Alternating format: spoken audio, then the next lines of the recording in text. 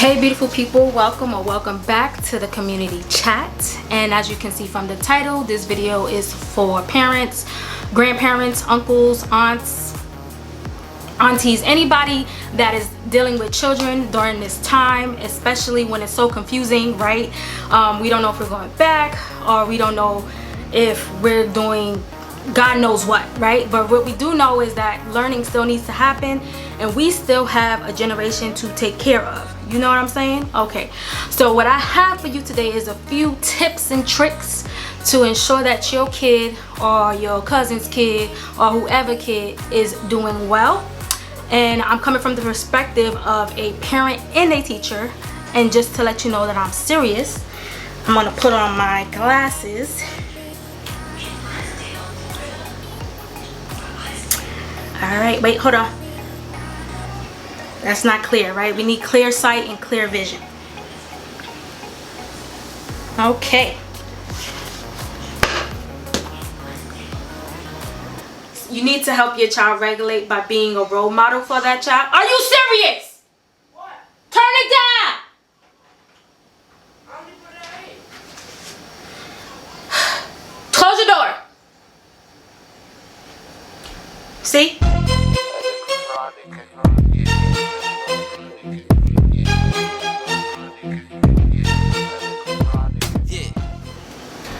Hello parents and guardians and people who are just interested in making sure that their children or children that they know are being the best that they can be. Welcome to Miss Keep Steady's classroom. And as a matter of fact, I think I'm getting some feedback, so I'm going to take these off. So I have 5 tips to help that special child in your life be successful. Oh, disclaimer, my handwriting is trash, but my kitties still love me anyway. One is organized.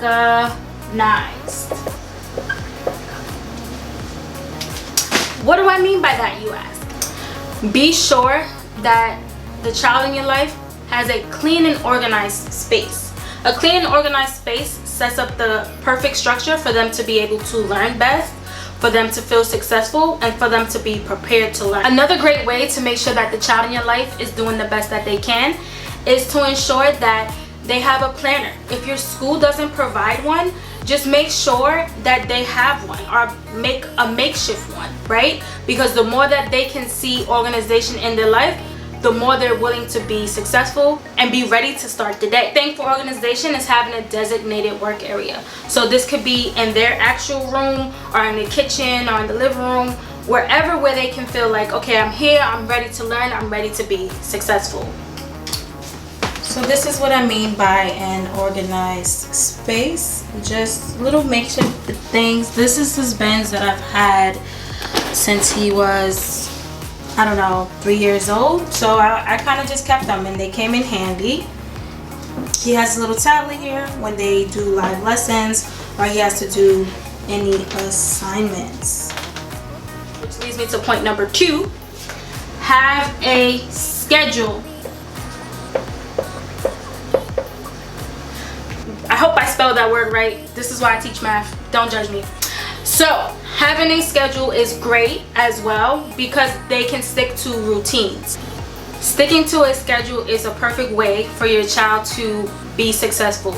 Your child is going to have plenty of classes. They have reading, writing, phonics, and whatever else they decide to give them. Point number 3.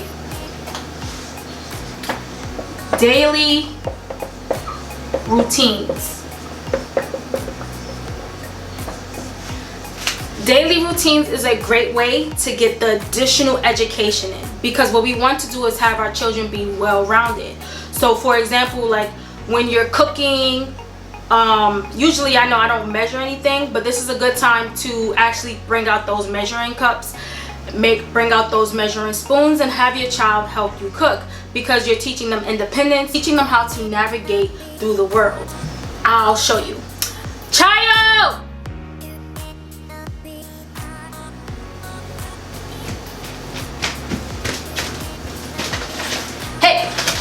What did you just eat? A beef patty. A what? So the camera can hear you. A beef patty. Okay. Now how long did you put it in for? 20 24 minutes. 24 minutes? Not exactly, but that's my guess. 24 minutes? At Okay. least over 20. What will happen if you put it in for 30? Get burned. It get burnt, right? What will happen if you put it in for 16 minutes? Gonna be like raw. Gonna be raw, exactly. Yep. Okay, goodbye. So that's my point. Those little daily activities that they do, they're able to learn from it. It becomes a part of them. They're using math, they're using reading, they're using communications. Another great daily activity tip is to turn your child's hobby into a business. Honestly, my child helped me to start my career on YouTube or whatever it's going to be, because he started one. So again, don't judge me. I bought him his TV for Christmas. My brother donated a monitor and he's using my old desktop. So I'm trying to invest in him and whatever it is that he wants to do. Additionally, I bought him a mic, which is sitting over here. So yeah, he has books, so he does read. And right now he's going to begin to start his editing and playing process and whatever it is he's doing, and I'm just going to be super supportive. Love you, blow mommy kiss. Okay, bye. Speaking of communications, that brings me to number 4.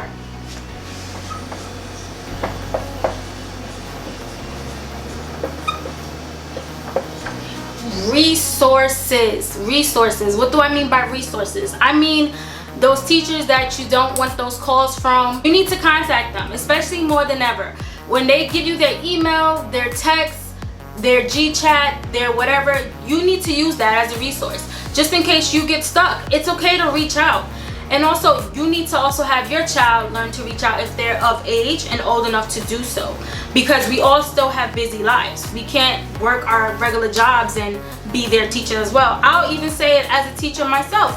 I'm not always on top of my child because I'm too busy lesson planning, teaching, editing, and doing what I need to do to make sure that I'm successful and I'm there for my baby. Also, when it comes to resources, be sure to use what you're using now. Use YouTube. For example, I'm teaching 8th grade math and I'm teaching systems of equations. That might fly over somebody's head. So guess what? YouTube it if you would like to help out your child, or tell your child to YouTube it.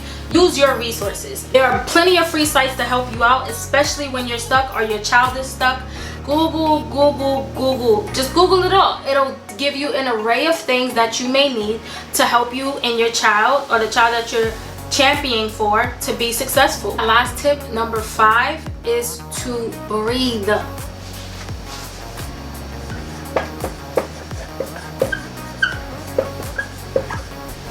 I can't stress this enough. This is going to be a frustrating experience for parents, children, teachers. You really do need to breathe. I'm going to underline this. Take a breath. Emotional balance is important for you and your child, right? There are going to be concepts that you don't understand. There's going to be concepts that your child doesn't understand. You know, it's the role of the teacher to help. It's the role of you to help. It's also beneficial if you allow your child to go through that struggle. For example, I'll say this for all teachers. Allow your child to take their own assessments, because we want to gauge where they're at. And we just want to make sure that we're doing the best that we can to help them. And it might be tempting to just get the work done because you don't want them to be frustrated. But have them acknowledge how they feel, where they're at. You also acknowledge how you feel and where you're at. And I get it, because we live very busy lives and you can't always be a parent and teacher as well. So you might just want to get the work done. But you need to help your child regulate by being a role model for that child. Are you serious? What? Turn it down.